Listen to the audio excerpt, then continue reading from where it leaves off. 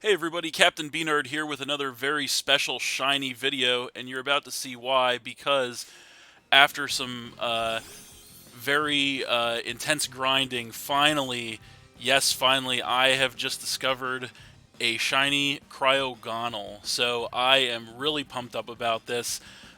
This is a Pokemon that I like quite a lot, have not used in quite some time, and one that I've been shiny hunting for a couple of days now. And finally, I have found one, so I am really excited about this. I guess first things first, we should go ahead and catch the thing.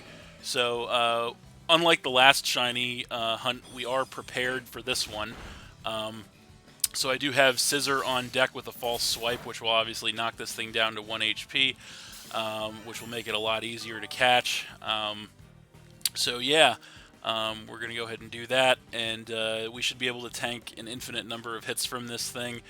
So we're just going to go ahead and throw a Pokeball at it and see what happens. Oh, so the first one is a no-go, as it is going to continue to freeze dry us here. And it is level 41, so even though it's at 1 HP at this point, it is a little bit higher of a level of 1, so it might take a few tries to catch it.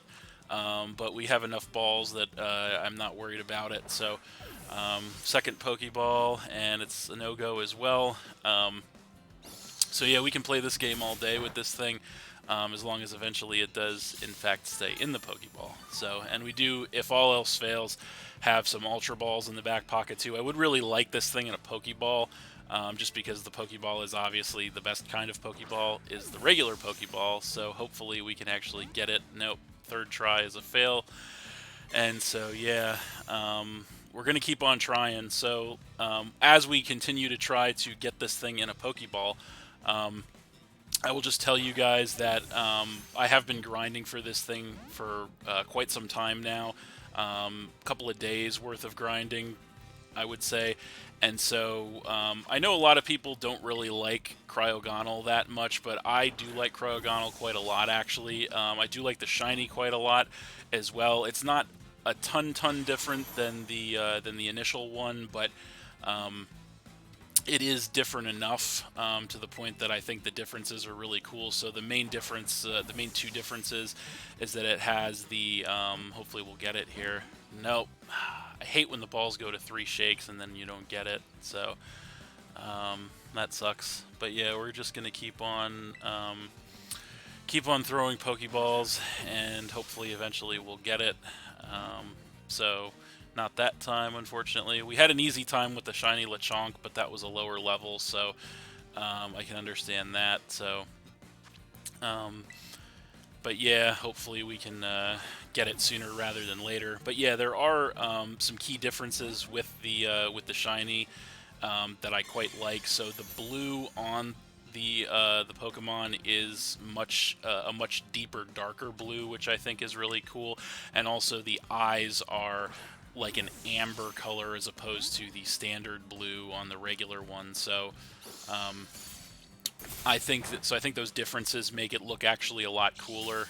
And as you guys might note or remember, I really don't like a whole lot of shinies or a whole lot of shiny colorations. I think in my opinion, for most Pokemon, the standard coloration actually looks better than the shiny coloration, but that is not the case for a couple of them, this one included, obviously. So, unfortunately, we are 10 balls deep, pun intended, here, and we have no luck. So, we don't have an infinite number of Pokeballs, obviously, as we don't have an infinite number of turns to catch this thing either, because um, unfortunately, obviously, eventually it would run out of PP for all of its moves and kill itself, which would be awful. So we kind of have to gauge exactly how long we have here. I think so. It's the moves that it has shown to have so far are freeze dry, reflected light screen. So I think all of those moves have between 10 and 15 PP on them apiece, and then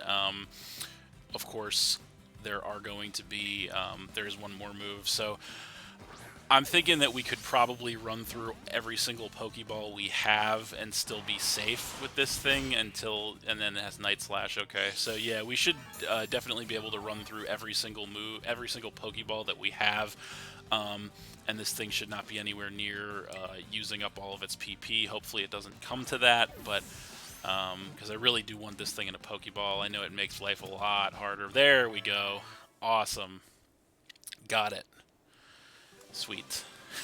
as I was just saying, I know it does make life a lot harder to get Pokemon in a Pokeball rather than a better ball when you're doing a capture legitimately, but I like the Pokeball so much more than all the other balls in the game that I want it. So, but we got it. So I think we'll go ahead and nickname this guy real quick. There is only one nickname that I have in store for this thing, and it is the same one that I've used. What am I doing?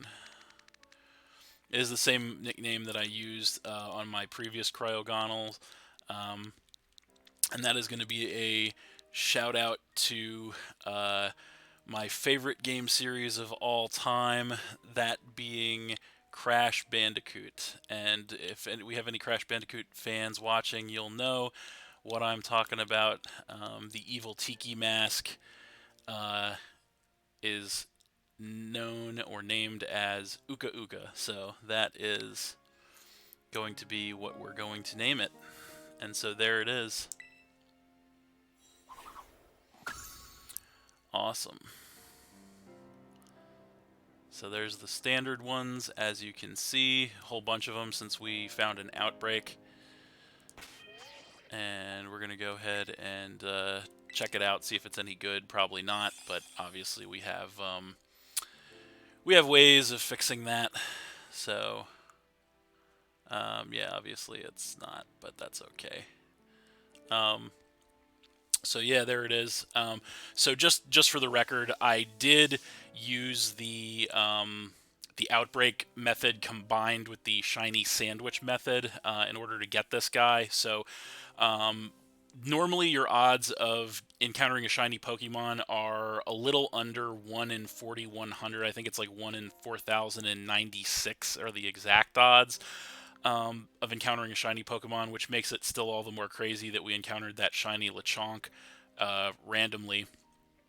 But when you combine using the outbreak method, which is you find an outbreak and you defeat 60 Pokemon of that same type in a row, that greatly heightens your odds of encountering a shiny. That combined with a shiny sandwich, which there's a specific recipe of sandwich you can make for each type of Pokemon, and that increases your odds. Those things combine increase your odds to a little under 1 in 700. So I think it's the exact number, I believe, is 1 in 683.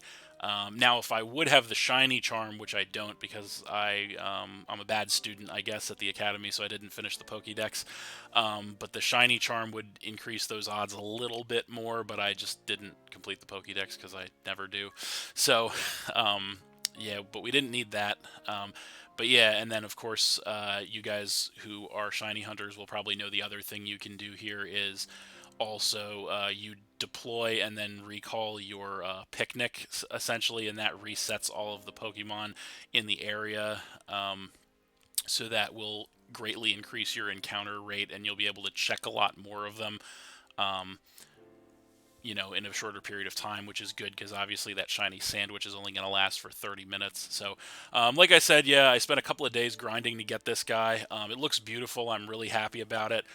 Like I said, you can see that darker blue coloration on it, as well as like the amber colored eyes and like the orangish yellow beads as opposed to blue. I think those are the main differences from the standard to the shiny. But yeah, I like Cryogonal a lot. I know it's not the best Pokemon in the world, but that's okay. I'm definitely going to use it on a future team here.